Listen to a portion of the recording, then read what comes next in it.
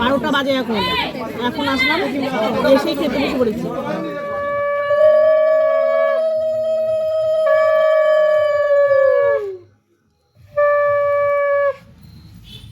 দেখো আটে ইয়ে আছে, নিচু আছে, আস্তে আস্তে পা দিবে।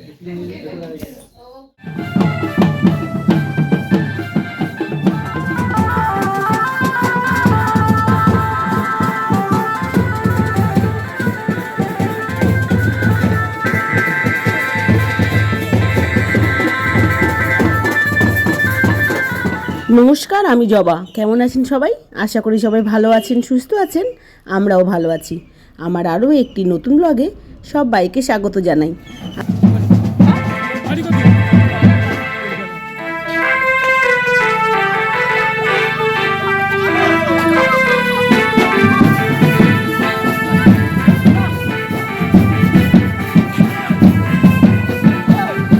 তো দেখেন সবাই রেডি হয়ে বেরিয়ে খুব নাচ করছে, কেননা এই ব্যঞ্জন পার্টি সঙ্গে করে যাবে মেয়েবাড়ি পর্যন্ত।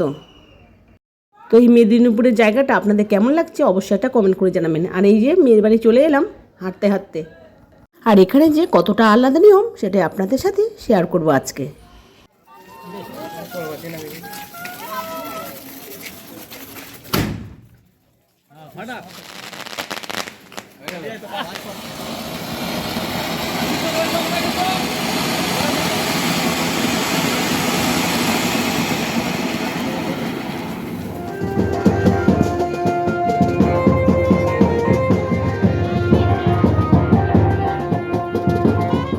তো অনেকটা পথ হাঁটতে হাঁটতে 2 কিলোমিটার হেঁটেছি, হেঁটে তারপরে আসলাম মেয়ের বাড়িতে।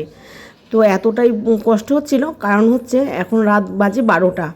তো এখন এসে পৌঁছালাম, কেননা ছেলের ইচ্ছে যে 2 মাইল পথ হেঁটে হেঁটে ব্যঞ্জন বাজিয়ে বাজি ফাটিয়ে তাহলে আসবে, তার জন্য এতটা লেট হলো। আর এইদিকে দেখেন আমরা পৌঁছে গেলাম, আর এখন বাজে 12টা 10। এসে কোনের সাথে দেখা করলাম, আর খুব সুন্দর সাজিয়েছে। তো চলেন একে একে সবই শেয়ার করব যে কি কি নিয়ম আছে এখানে। তো এখানে অনেকটা লেটে পৌঁছেছি, আর এখানে অনেক লোকজন ছিল না, এটা সব বরযাত্রীর লোক আর কন্যাযাত্রীর লোক যা যে ছিল মেয়ের বাড়ির যারা, তারা কিন্তু সব খেয়ে খেয়ে চলে গেছে। তো এদিকে দেখেন আমার ছোট মেয়ে আর মেজো মেয়ে, আমরা সব বসে আছি। এখন একটু ঠান্ডা দিয়েছিল, ওটাই খেয়েছিলাম। তারপরে এখন একেবারে চলে যাব প্যান্ডেলে খাওয়া দাওয়া করতে। আর জানেন তো একদম ইচ্ছা হচ্ছিল না নাচানাচি করতে, এতটা রাত হয়ে গেছে, তার জন্য কিন্তু আমরা আগের থেকে এসেই বসে আছি। আর এখন দেখেন এসছে। তো চলেন আপনাদের দেখাচ্ছি, চলে এসেছে বরযাত্রী, আর আমরা 10 মিনিট আগেই চলে এসেছি।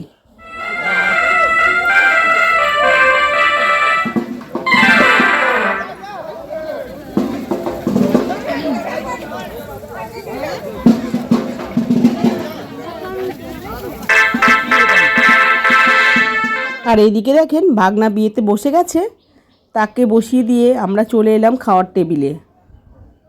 তো একে একে সবই শেয়ার করব। এইদিকে দেখেন স্যালাড দিয়ে দিয়েছে, আর এদিকে দিয়েছে ফ্রাইড রাইস, তারপরে দিয়েছে চিকেন কষা।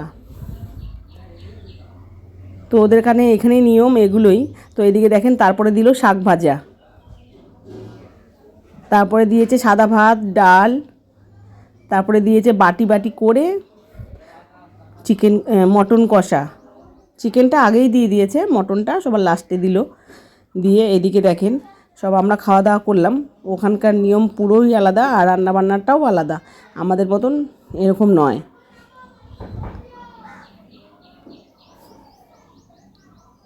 তো এদিকে সব খাওয়া সম্পূর্ণ হয়ে গেল, মিষ্টি খেয়ে নিলাম, এদিকে আইসক্রিমটা দিয়ে দিয়েছে, সেটাও খেয়ে নেব।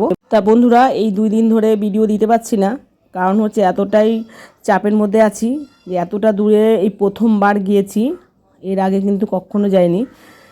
মানে যেতেই লাগে 12 ঘন্টা, তাহলে ভাবেন।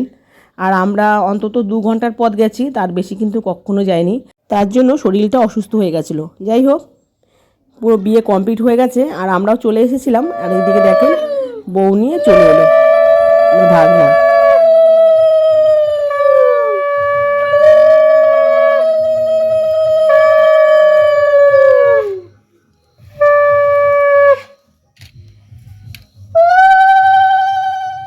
ওমা ঘুরি ঘুরি পড়ো ওই ধারটা সরে, তাহলে তিনজনের তোমার নাকা তিনজনেরটা আসবে। ঘুরি ঘুরি কি হ্যাঁ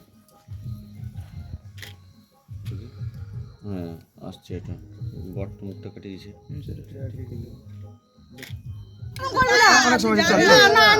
ভূত পেয়েছে। বাবু পিছনে, বাবু পিছনে।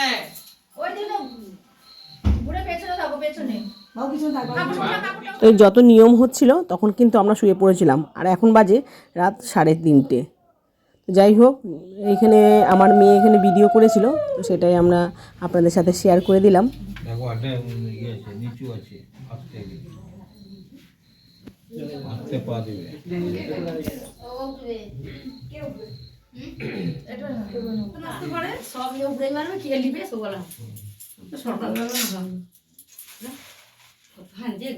বেলা হলে নাচ করে ঠান্ডা হয়েছে বাস। তুমি দাও কি দেবে? তুমি এখানে দিল সব দিয়ে উঠবো তখন।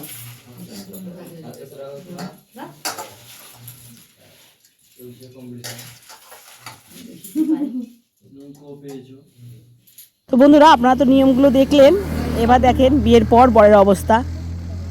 তো ড্রেসটা ছাড়েনি, এরকম শুয়ে পড়লো। তো এখানে ভিডিওটা শেষ করলাম। টাটা বন্ধুরা।